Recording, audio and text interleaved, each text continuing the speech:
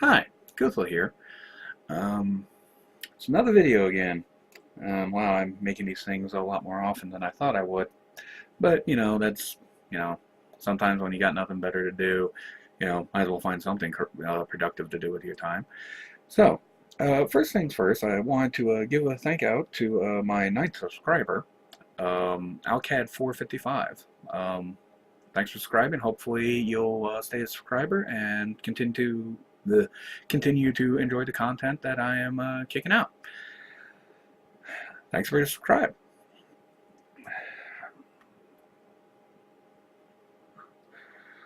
Now, as anybody's noticed, that if you take a look at my channel and you look at my playlists and whatnot, I do have a movie soundtrack listed on there. That's because, like I said, there's movies out there that the music that has come along I've really greatly enjoyed, and the soundtracks is actually not just for movies. I've been adding some video games in there too, with music that I really like. But as anyone knows, most of the times when you think soundtrack, you immediately think movie that goes along with it, and I've always been since I was a kid, and more recently, like within the past couple of years, I've become more of an avid movie buff. Um, I mean, I've seen God knows how many movies over my life so far, and I'm probably going to continue seeing them. And so I figured, hey, why not? It is my channel after all, and the videos I make on here are mine, and they can be on whatever I want. So I figured, why not just do like a movie review here and there? Films that that I've seen and enjoyed to some extent or another. Um, so you're probably not going to see a lot of films that when I do my reviews, I'm not going to be doing them on films that I don't really like, because if I don't like them, then why bother? So it'll be basically about films that I do like. And I figured the first one I would start out with, which is one half of the Grindhouse feature that Quentin Tarantino and Robert Rodriguez did a couple years back. Right here, Planet Terror, which was directed by Robert Rodriguez and also produced by his Troublemaker Studios, and stars Rose McGowen, Freddy Rodriguez, Michael Biehn, Jeff Fahey, Josh Brolin, Marley, Shelton. There are a couple other characters that are played by actors you might not know their names. Tom Savini plays a sheriff's deputy in this, and he's mostly known for special effects work. If I remember correctly, he did actually help out on the special effects for Planet Terror, because, I mean, he's an expert in the field, first off.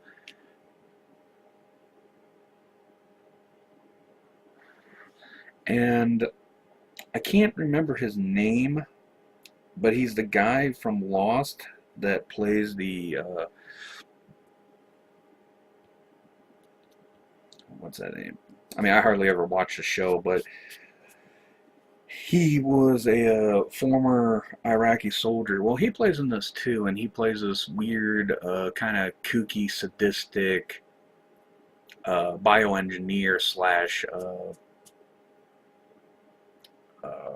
arms dealer. And both of them, like I said, they're big characters, but they are worth mentioning because they are important to the film. Savini's character, basically for helping deal with the zombie apocalypse that happens in the film, and what's his name's character for God, I cannot remember his name for the life of me. I just watched the film like yesterday. For given a reason how the zombie apocalypse starts.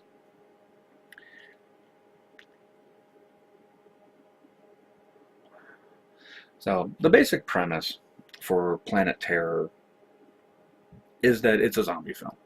Okay, starts out in a little town in Texas where there's a military deal that happens. It kind of goes bad.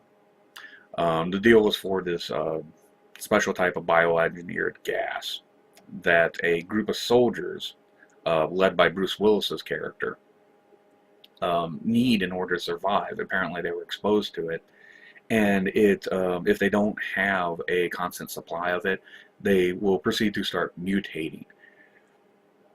And Willis's character, as explained in the film, promised his men somehow, some way, he would help find a way to deal with it. And during that deal, the gas gets released, and then proceeds to start the zombie apocalypse that happens in the film. And then after that, it goes to the main characters, which is one of the main ones is played by Rose McGowen. Her character's name is Cherry Darling, a go-go dancer who recently quit her job and is trying to move on to something bigger and better in her life, and kind of finds herself stuck at a, in a corner about this because she's not sure what all she can do. And the other people that are like in the town, like they have this one character played by Micheal Biehn, who's the local sheriff, as he tries to deal with all of this, and also on top of that, dealing with a Freddy Rodriguez's character Ray, who is constantly seems to be getting into trouble, even though he is apparently he's just gotten out of prison. So he's already in trouble for that because, in one scene he actually whips out this huge, massive assault rifle to go and try to help Cherry while he's giving her a ride.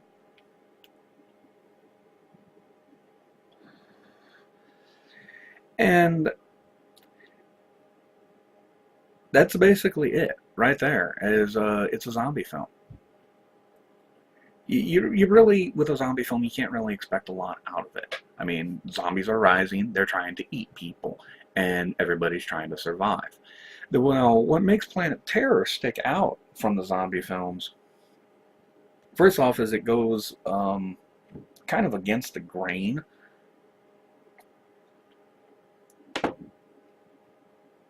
For a zombie film, because most zombie films focus on the zombies. This one actually focuses more on the characters, which is actually a nice little touch, trying to add a little bit of a, personality to them. The acting for a lot of people, as Rodriguez was trying to bring a little bit more something special to this particular zombie film, is pretty decent. There's a lot of interplay between a lot of characters, like Cherry Darling and Ray. Both of them play off of each other pretty good. I mean, it's even in the back part, it's like it says that they were dating at one point. Josh Brolin and Marley Shelton, both of which played doctors at a hospital, of them just trying to deal with all of a sudden the wave of people that are coming in that later become zombies. And you find out a lot of little things of basically how their marriage is in trouble and just trying to deal with it. And Marley Shelton's character eventually deciding to, well, not even eventually, it's like at the time she was just pretty much, yeah, I'm leaving my husband. So the interplay between them is pretty decent. And Josh Brolin actually, for that interplay, I mean, there's one point in there to where it's actually a pretty creepy scene with a confrontation between him and Marley Shelton's character that is, he pulls it off nicely. And then there's Micheal Biehn, Tom Savini, and Jeff Fahey. The interplay is mostly between Jeff Fahey and Micheal Biehn, as their characters are brothers, and he is constantly arguing with Jeff Fahey's character over a barbecue recipe and using various dirty tricks to lord it over him to try to get the recipe from him. And then to a lesser extent, Micheal Biehn and Tom Savini's characters, as that, he's the sheriff and Tom Savini's character is his deputy, and them just trying to, like I said, deal with the rise of the zombies, which then later leads up to the film's climax. Like I said, plot-wise, that's about it. It mostly concentrates on the characters themselves. Just stuck in the zombie apocalypse. There are a lot of little things that when the film gets going, that help bring the film, make it more entertaining. Like I said, there's a lot of good character play between character sets. And then also on top of that, when you bring into the fact that it's a Robert Rodriguez film, there's definitely a lot of over-the-top stuff, especially with the action. And there's a lot of decent comedy that goes along with that. I mean, seeing Ray's character leading a charge of survivors trying to escape, and he's riding on a mini bike, which is a bike for a kid, and yet riding down the highway shooting zombies as they're going. There's just a lot of humor there alone. And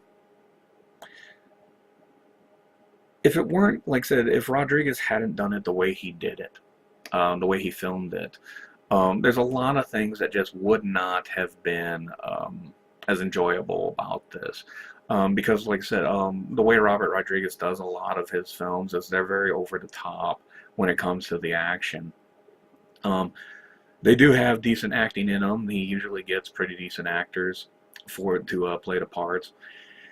And fortunately, because of that, a lot of the overtop action, special effects, and various filming effects that he used, he has this one film effect that he keeps through the whole film, to where it makes the film look like it's been seen several times on a movie projector. It has that scratched up look to it of, you know, the lines constantly going through and this weird kind of fuzziness to it. Although still very, very sharp on the screen, it definitely is... it's something that you will notice. Eventually you do start looking past it, but it's always there. And because of little effects like that, combined with the special effects and the camera style work that we're all used to from Robert Rodriguez, him bringing in a lot of emphasis on the characters as they're trying to survive the zombie apocalypse definitely helps to balance against a lot of things like that. Because if he hadn't done that, what would have happened was we would have probably had a zombie version of The Cell, which was, you know, a decent film in its own right, but was so overshadowed by the special effects and imagery and scenery brought into it that the performances of the people didn't matter, because, you know, they couldn't compete against the film itself. So he did a pretty good job with that, and definitely made it worth watching. Like I said, I enjoyed it a lot. The special effects were really decent. I mean, when you got someone like Tom Savini helping work on the special effects, you definitely know that, especially for zombie special effects, you're going to get yourself a good show. And there was, like I said, a lot of, you know, the action scenes were, you know, they were pretty good, humorous at times, definitely over the top, especially with Cherry Darling. I mean, what else can you really say about a go-go dancer who has a machine gun for a leg? And like I said, it was definitely an enjoyable film. It's do I think it's worth having? Kind of, sort of. Main reason why is it's aimed specifically at a certain target audience. Zombie fans are going to probably like it because it's a decent foray into the zombie genre and offers Rodriguez's take on how that would go. Fans of Robert Rodriguez's work will definitely like this because he's always constantly refining his filming technique as new technologies come along. He even helps come up with some of them himself.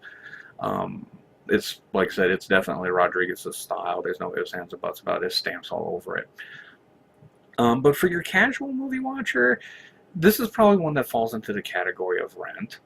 So,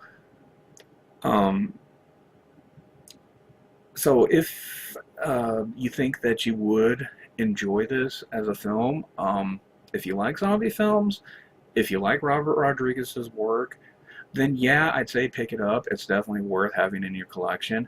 But if you're more of the casual movie watcher and you only watch, like, you know, a couple films here and there, probably your best bet is just to rent this and then make your decision. But overall, like I said, I really enjoyed it. And I definitely think that it is definitely one worth owning. So, so that's my first review, and hopefully you will find it informative. Thanks for taking time to watch. See you all later.